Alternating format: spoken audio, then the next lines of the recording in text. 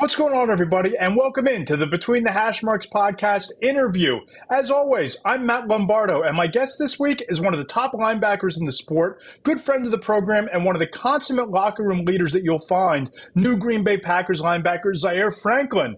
Franklin, the former Colts star, was traded to the Packers just before free agency got underway. And while there's been a lot made and a lot of conjecture about Green Bay's offseason and where exactly this team stands in the NFC and in the Super Bowl race ahead, it's hard to argue that adding a player like Franklin, who's always around the football, into a defense alongside an athletic linebacker like Edgerrin Cooper and behind Micah Parsons, it's hard to argue that this doesn't have the chance to be a major upgrade for the Packers.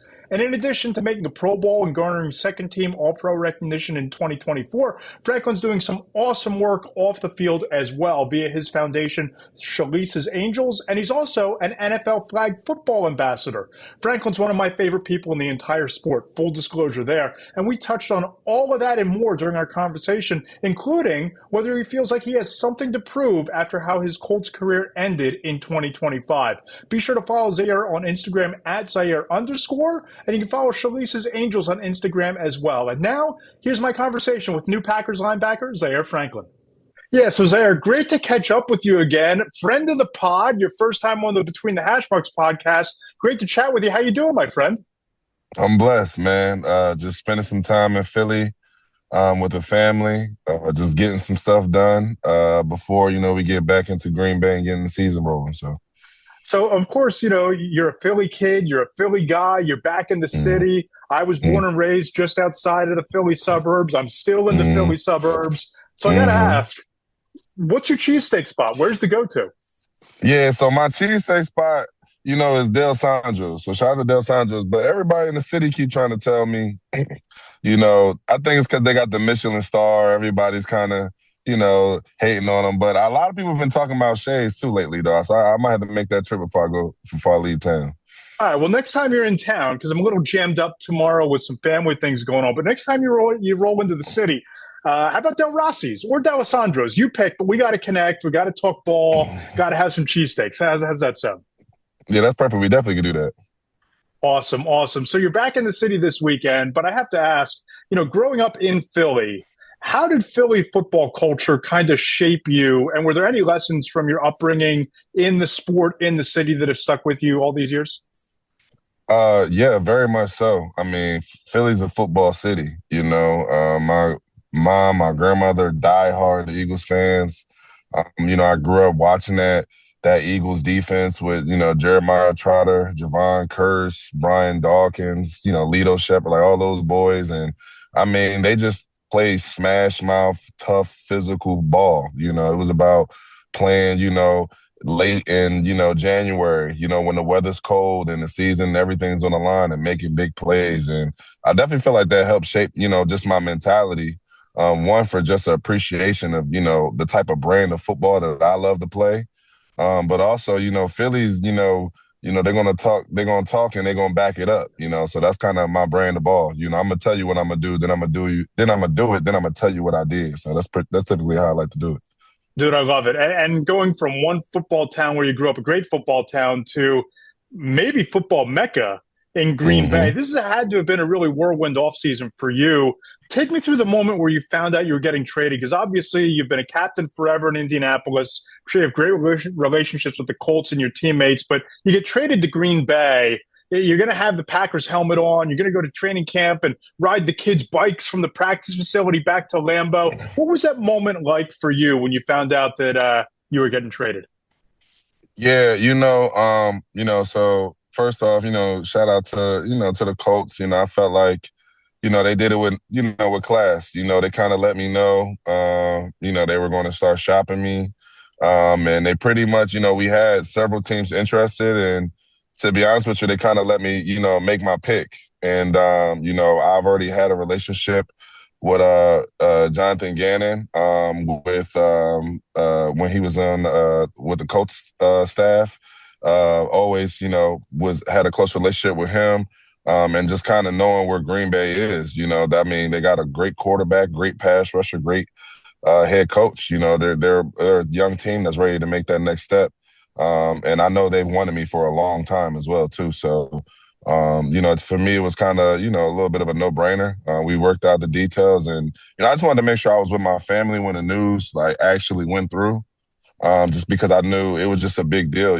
My daughter was born in Indianapolis. My son, he goes to school there. My wife, she built a niche there too. So I know it was a big change for them, but just really looking forward to, like you said, football heaven. You go out there and, I'm going to tell you, when you walk in that building, the first thing you notice is 4 Super Bowl championships. And that's all it's about over there. That's all it's about over there, bringing the Lombardi back to Green Bay. That's all they talk about. So that's what I want to live up to. For sure. And, you talk about Jonathan Gannon and the familiarity you guys had when you were both in Indianapolis. His system, whether it was defensive coordinator in Philadelphia with a veteran like Xavier White or some of the front 7 defenders he had in Arizona as a head coach, his system really seems to bring out the best in veteran linebackers. What's your impression of that scheme? And when you found out you're going to be playing for Jonathan Gannon as the defensive coordinator, what were some of those conversations like between the two of you? Man, I think it's funny, but in a sense, we were kind of raised a little bit with a similar mindset, in the league, being together in the same building for 4 years. Once the trade, pretty much was going through, me and him having a conversation, and we just believe in the same things, effort, physicality, and taking the ball away. And, I think, with just JG's experience, not only as a DC, but as a head coach, first and foremost, he's just bringing that wealth of knowledge into that building. It's a great staff over there, and obviously they got the guys over there to make plays on the field. So he's going to put guys in position to make plays. That's what he's all about, and allowing the players to make the plays come alive and not the other way around. So I think, just that adjustment going to Green Bay is going to put me in a better position. You mentioned how there were a handful of suitors, maybe even more than that. You got to pick and choose your situation. Does it feel like this is your best chance to go chase a ring? And was that one of the – because you guys talk about it all the time. Some guys just want to go to get paid. Some guys want to go work with a coach that they played for at a different part of their career. Some guys want to chase a ring. How valuable was that part of it, that part of the equation for the Packers for you? How big a deal was that? Major. Like I said, I mean – you look at, Jordan Love, just a great young quarterback in this league who really, is starting to hit that stride. Obviously, the head coach is one of the elite play callers in his league. And, I mean, defensively, you look, from McKinney to Micah, looking forward to getting with young Coop and young Bullard. He just hit me up too, so it's going to be a good thing. I just looked at that team, just as I felt like I could be the piece that was missing to take them over the top. And, I know division is tough, but that's what they live with. Those are the type of games you want to play, and those are that type of situation you want to live in. So I'm glad you brought up Edgerrin Cooper, because 2 years ago as a rookie, here's a kid who gets all-pro votes, always around the football, tackle machine. I've heard some people kind of loosely compare him to your style of play, right? And now you get to line up next to him in the middle of that front 7. You have a chance to be one of the more dynamic linebacker duos in the sport. What's kind of your impression of Cooper as a player, and how excited are you to get into that linebacking core and play alongside him? Man, it's been cool. I've been watching last season just to kind of get caught up on the guys, and man, rangy, physical, makes a lot of great plays in coverage. Elite, when it just comes to dissecting the play and playing fast, and I think that's at the end of the day, a linebacker's job is to see the ball and hit the ball and run it down no matter where it is. And I think he does an excellent job at that. I look at him and I just feel like our games could perfectly complement each other. I see our ceiling being the best duo in the league for sure. I agree. And your whole career personally, you've been a model of consistency, 100 tackles every year, consummate leader in the locker room, a captain in Indianapolis. You bring that to Green Bay, but you hear guys talk all the time about the path to greatness being boring, right? That it's a marathon, not a sprint, all those sort of things. How do you stay locked into that, especially when some of the doldrums do come up throughout the course of a difficult season or a difficult stretch of a game? Man, I've had great role models throughout my career and throughout my life, who really just taught me at the end of the day, you got to find different ways to motivate yourself, whether that's, a different. First off, winning is the number one motivation. You want to play big games and big moments. I feel like you mentioned, that's the main reason I'm going to Green Bay. I want to play in big games. I want to be in the playoffs. I want to compete for a Super Bowl. That's what this whole thing is all about. When you get to that point, you just consistently finding ways to get an edge. You listen to Tom Brady or Kobe Bryant talk. They talk about, competing against, the other team's linebacker. If I go out there and I play and I'm playing against another great linebacker on another team, I feel like it's me versus him. If I look forward to playing against, the best running backs in the league. Whenever I'm playing one of the better running backs in the league, that's another edge for me. Whenever I'm playing another great offensive coordinator, that's another edge for me. Like, you just got to consistently find ways to get up in the morning. And, it's highs and lows in the season, in a career, and lifetime. But just staying consistent and to your routine and believing in with your process, that's just going to make you most successful. I think there's a lot of people who are really excited about you landing with the Packers and what you can bring to that defense. But there have been some whispers about your production being a little bit down last year, maybe not the same player you were 2 or 3 years ago. When you hear things like that, I see the smile, I see the grin for people who are listening to the podcast rather than watching on YouTube. But does that put an extra chip on your shoulder to go in there and say, okay, dude, I'm an all-pro. I'm a tackle machine. Like, does that bring you some added motivation when you step onto that field week one? Oh, I love it. I love it. I mean, it's so funny. I was just in my house that I grew up in, and I'm looking at, like, my high school pictures, and, my aunt's got all kind of stuff in there. And, man, I've never in my career, my life, been the high expectations guy. All I've ever done is come and prove everybody wrong. I love it. People, comparing, I guess what they say is a down year. I'll just tell them, my down year is some of these guys' career highs. So, I just will put that into perspective. But that's the standard that I set in my career as a starter. I wouldn't change my journey, for anybody. And, like I said, when I come into Green Bay, it's not about me. I'm telling you, all I care about is winning. I just want to come and make that an elite defense, elite linebacker room, elite team. But I'm looking forward to proving that I am who I say I am. Dude, so much elite talent there. You got you now. You got Xavier McKinney. You look behind you, Xavier's back there. Edgerrin Cooper's next to you. Lucas Van Ness, a guy that they're still kind of high on. He has something to prove this year. Micah's there, kind of racing you to the quarterback. You talked about being the missing piece. What's that look like to you? Like, if we're having this conversation in January and looking back on maybe your goals going into the year, what do you hope that you are able to do personally to be that missing piece and put them over the top? Man, first off, I would just say, just from, a teammate and a leadership standpoint, I'm just hoping I could be a guy that can help rally everybody together. The best teams and across sports are the ones that believe in each other, that like each other, that spend time together. I hope I could be a guy that could help create that bond on that defense to where we're all moving as one. On the field, it's just a point of attack, a tip of the spear, that attitude, that physicality, that tone setter out there that, that division requires. Someone who is, allowing, Coop to play free to where he can move and be in positions where he can make all type of plays from across the field, a lead communicator, making sure, X and Bullard and Keyshawn Nixon and those guys are all on the same page on the back end. And, just taking whatever stress off of everybody's plate so Micah could just go be Micah. So, that's just how I feel. That's just who I know I can be. But, like I said before, when I come into that locker room, come April, I'm at the bottom. I got to earn my way up. I got to earn my trust. I got to earn my spot. But I'm looking forward to it. Rapid fire here. Who's the measuring stick for you? A lot of linebackers might look at you and say you're the measuring stick that they look up to.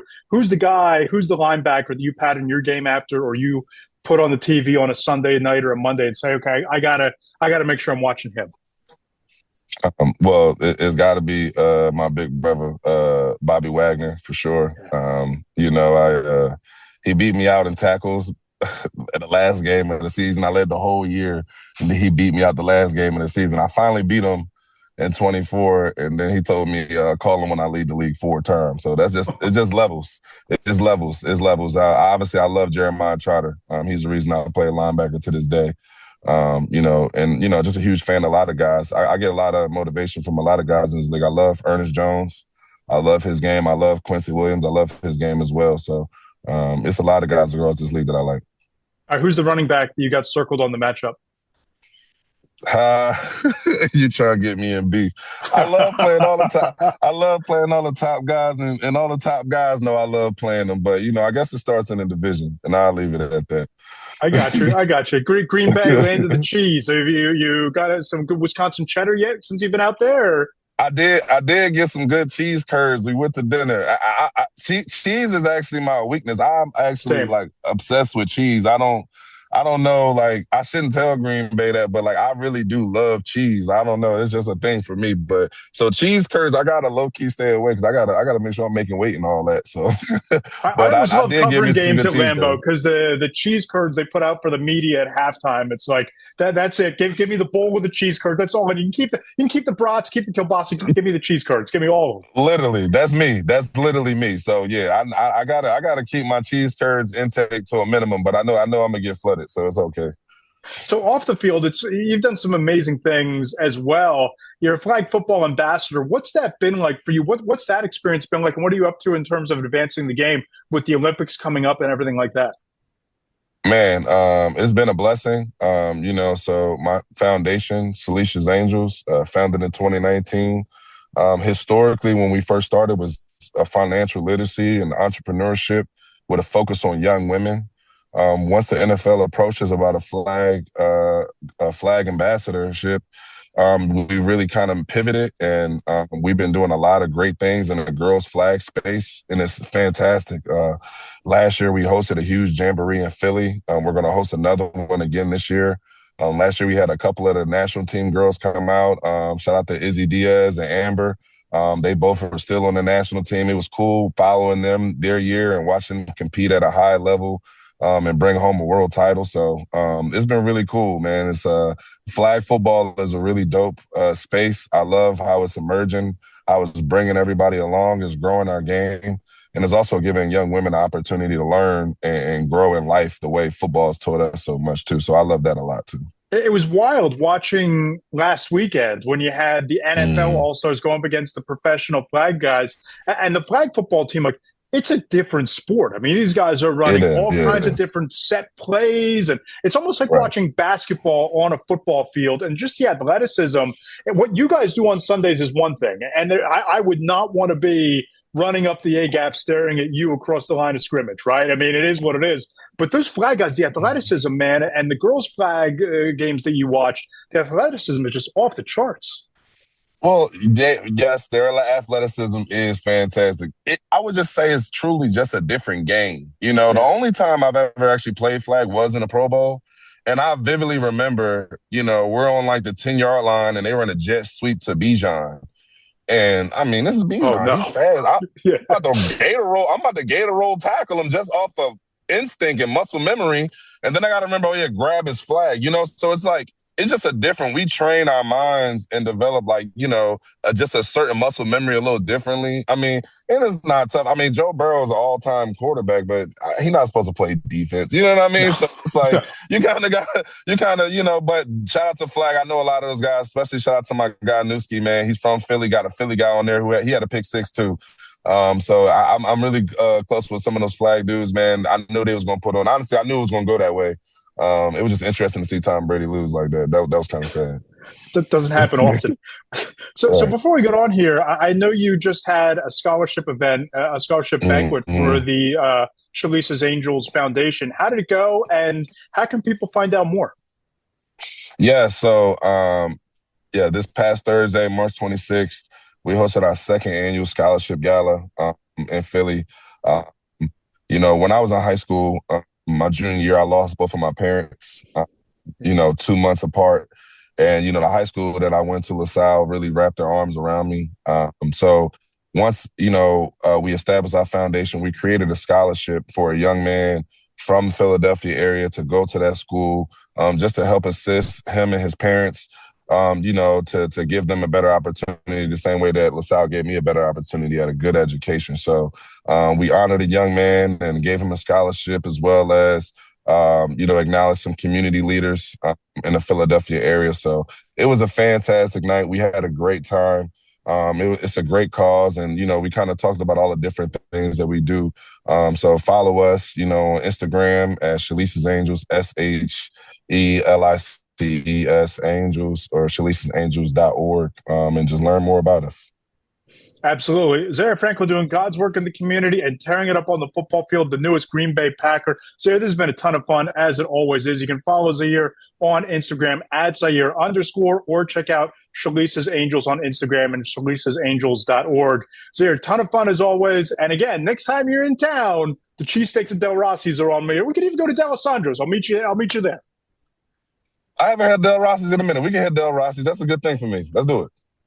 Let's do it. Awesome. Well, appreciate the time, man, and we'll talk to you further up the road. Yes, sir.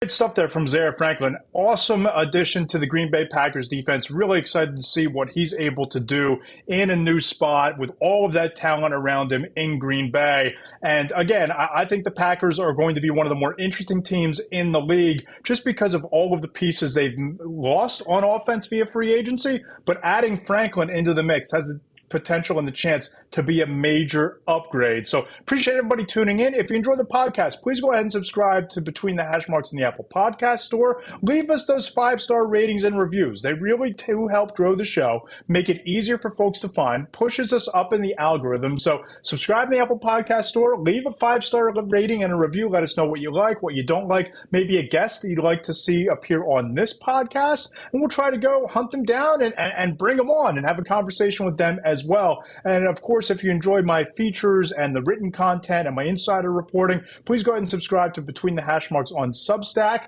That's where you can find this podcast. You can find the Monday Morning 4 Downs column, the mailbag every week, the features, the reporting, all of those things. Mike Tanner and I are off this week on the Between the Hashmarks podcast. We'll talk to you next week, same time, same place, right here on the Between the Hashmarks podcast. Thanks, everybody, for tuning in, and we'll talk to you then.